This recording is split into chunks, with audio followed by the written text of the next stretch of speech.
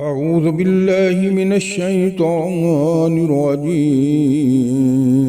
بسم الله الرحمن الرحيم.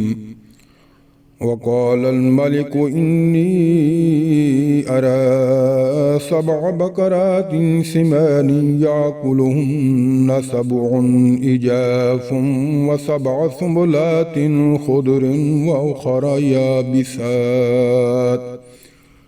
يا أيها الملأ أفتوني في رؤياي إن كنتم للرؤيا تعبرون. قالوا أضغاث أحلام وما نحن بتأويل الأحلام بعالمين.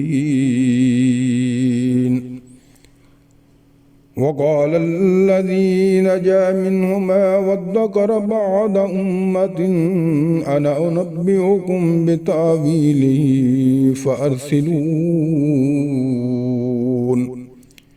يوسف أيها الصديق أفتنا في 7 بقرات سمان يأكلهن 7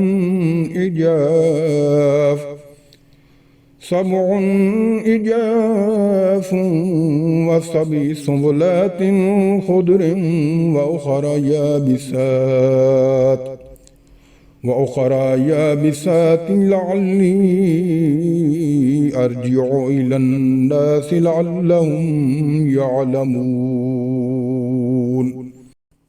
قال تزرعون 7 سنين دابا فما حصدتم فذروه في سنبله إلا قليلا مما تأكلون. ثم يأتي من بعد ذلك 7 شداد يأكلن ما قدمتم لهن إلا قليلا مما تحسنون. ثم يأتي من بعد ذلك عام فيه يغاث الناس وفيه يعصرون.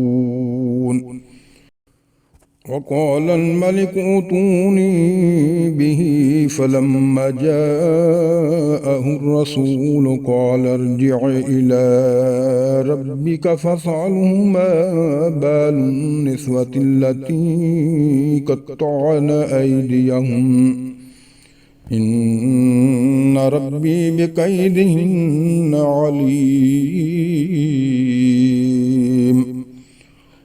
قال ما خطبكن إذ راودتن يوسف عن نفسه قلنا حاش لله ما علمنا عليه من سوء. قالت امرأة العزيز الآن حصحص الحق أنا راودته عن نفسه وإنه لمن الصادقين.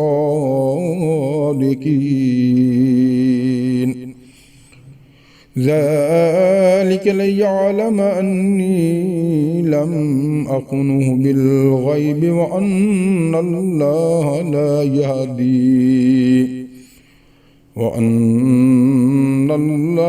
لا يهدي كيد الخائنين.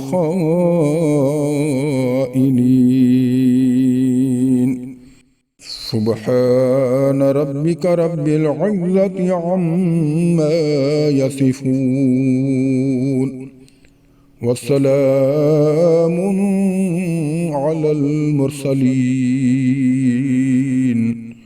والحمد لله رب العالمين.